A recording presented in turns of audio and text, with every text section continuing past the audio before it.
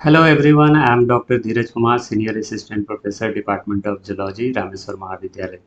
आज के इस वीडियो लेक्चर में मैं सेमेस्टर 3 के बारे में डिटेल में बात करूंगा।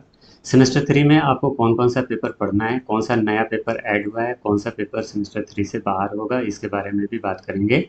और अगर किसी कारण से अगर आपके किसी पेपर में बैक लग जाए या क्रॉस लग जाए तो उस केस में आपको क्या करोगे, उसके बारे में भी हम लोग डिटेल में देखेंगे। एजुकेशन पे हम लोग पहले से बात करते आ रहे हैं। एजुकेशन का मेन पर्पस जॉब पाना नहीं होना चाहिए। एजुकेशन का पर्पस होना चाहिए नॉलेज, और एजुकेशन बेस्ड नॉलेज हमेशा ब्राइट करियर ऑप्शन को ओपन करता है। और न्यू एजुकेशन पॉलिसी 2020 पूरे भारत में लागू हो चुका है, और बिहार में न्यू एनईपी 2020 2023 के बाद लागू हो चुका है। तो बिहार के डिफरेंट यूनिवर्सिटी में अब न्यू एजुकेशन पॉलिसी की तहत पढ़ाई की जा रही है। अब अगर हम लोग सेमेस्टर 3 में पेपर की बात करें तो यहाँ 6 पेपर पढ़ना है। एक नया पेपर जो ऐड हो रहा है वो मेजर पेपर ऐड हो रहा है। पहले हम लोग सेमेस्टर 1 और 2 में सिर्फ एक मेजर पेपर पढ़े थे, लेकिन आपको सेमेस्टर 3 में 2 मेजर पेपर पढ़ना है, major paper 3 and major paper 4। और यहाँ पे एमआईसी पेपर भी यहाँ है, और एमडीसी पेपर 3 भी यहाँ रहेगा। और ये जो दो मेजर पेपर है और माइनर पेपर और एमडीसी पेपर ये सेम रहेगा, ये अनचेंज्ड रहेगा। जो सेमेस्टर 1 में आप मेजर पेपर था वही मेजर पेपर आपको यहाँ भी पढ़ना है। वैल्यू एडेड कोर्स यहाँ से आउट हो जा रहा है, और हम लोग पहले भी बात कर चुके हैं कि बीएससी सेमेस्टर 1 और 2 तक पढ़ना था, उसके बाद आपको नहीं पढ़ना था। तो वैल्यू एडेड कोर्स यहाँ से बाहर हो गया। अब अगर हम लोग एबिलिटी इन्हांसमेंट कोर्स की बात करें तो एबिलिटी इन्हांसमेंट में ये कंपलसरी पेपर है। आप किसी भी स्ट्रीम में पढ़ाई कर रहे हो, साइंस, आर्ट्स या कॉमर्स, आपको ये डिजास्टर रिस्क मैनेजमेंट पढ़ना है। और किसी भी यूनिवर्सिटी में हो या किसी कॉलेज में भी तो ये ऑप्शन चेंज नहीं होगा। मतलब ये कंपलसरी पेपर है। और रामेश्वर महाविद्यालय में स्किल इन्हांसमेंट में कम्युनिकेशन इन प्रोफेशनल लाइफ पढ़ने का मौका मिल रहा है। किसी दूसरे कॉलेज में ये पेपर चेंज हो सकता है। हम लोग पहले भी बात कर चुके हैं कि एईसी सेमेस्टर 4 तक पढ़ना है, और सेमेस्टर 3 में डिजास्टर रिस्क मैनेजमेंट पढ़ना है। बहुत सारे डिजास्टर के बारे में हम लोग सुनते हैं, जैसे अर्थक्वेक, फ्लड। तो इन डिजास्टर के थ्रू अगर बहुत सारे नुकसान होते हैं, तो अगर डिजास्टर रिस्क मैनेजमेंट का नॉलेज अगर मास लेवल पे होगा तो हम लोग डिजास्टर के समय में ये नॉलेज हेल्पफुल हो सकता है। इसी पर्पस को देखते हुए डिजास्टर रिस्क मैनेजमेंट को न्यू एजुकेशन पॉलिसी में लागू किया गया है, और स्टूडेंट के नॉलेज को इस क्रिटिकल टाइम में यूज किया जा सकता है। स्किल इन्हांसमेंट में हम लोगों को सेमेस्टर 3 में रामेश्वर महाविद्यालय में कम्युनिकेशन इन एवरीडे लाइफ पढ़ने का मौका मिल रहा है। किसी अन्य महाविद्यालय में ये ऑप्शन हो सकता है कि डिफरेंट हो, लेकिन यहाँ 15 कुछ पेपर का बास्केट है, इसी बास्केट से आपको ऑप्शन मिलेगा। एग्जाम पैटर्न की बात करें तो सेमेस्टर 3 का एग्जाम सेमेस्टर 1 और 2 के सिमिलर होगा। यहाँ भी एग्जाम मिड सेमेस्टर एग्जाम और एंड सेमेस्टर एग्जाम में डिवाइडेड है। मिड सेमेस्टर का एग्जाम सीआईए के तहत होगा, और यहाँ थ्योरी और प्रैक्टिकल का एक एग्जाम सेपरेटली होगा, अलग अलग होगा। और मिड सेमेस्टर का जो सेंटर होगा वो होम सेंटर होगा। इसका अनाउंसमेंट आपके कॉलेज के द्वारा आएगा।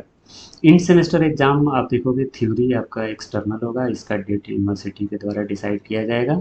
लेकिन प्रैक्टिकल एग्जाम आपके होम सेंटर में होगा, और ये डिपार्टमेंट के द्वारा कंडक्ट किया जाएगा।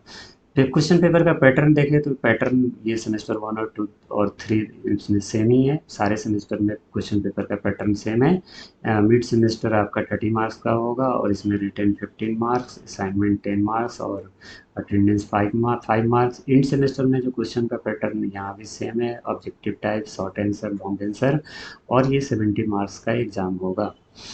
अब अगर जैसे पहले भी हम लोग बात कर चुके हैं कि अगर 1 ईयर अगर हम लोग अब सेमेस्टर सिस्टम में पढ़ाई पूरा कर ले तो जो सर्टिफिकेट मिलेगा अंडर ग्रेजुएट सर्टिफिकेट। 2 ईयर पूरा करने पे आपको अंडर ग्रेजुएट डिप्लोमा, तीन तीन साल पूरा करने पे बैचलर विद ऑनर्स, एंड 4 साल पूरा करने पे बैचलर की डिग्री तो मिलेगी, साथ में आपको बैचलर विद रिसर्च की डिग्री मिलेगी। सेमेस्टर 3 के बाद डायरेक्ट कोई क्रेडिट बैरियर नहीं है, लेकिन आप 4th के बाद आपको क्रेडिट बैरियर मिलेगा, और यहाँ आपका स्कोर 56 होना चाहिए। यानी कि हर सेमेस्टर में अच्छा क्रेडिट लाना बहुत ज़रूरी है, तभी आपको इस क्रेडिट बैरियर से बच सकते हो। और इसके लिए मिड सेमेस्टर और एंड सेमेस्टर दोनों एग्जाम में अपीयर होना, अच्छे से आंसर करना और अच्छा नंबर लाना बहुत ज़रूरी है।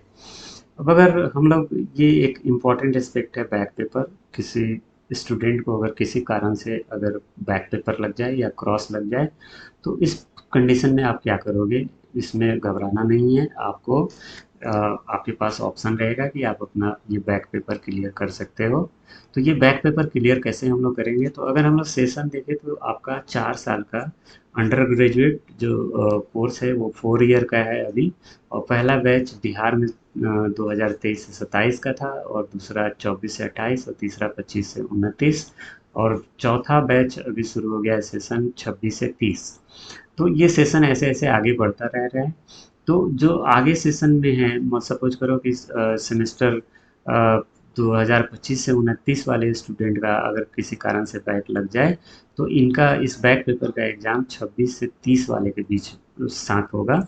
यानी कि जो जूनियर बैच आएगा उसके साथ एग्ज़ाम देना अनिवार्य होगा।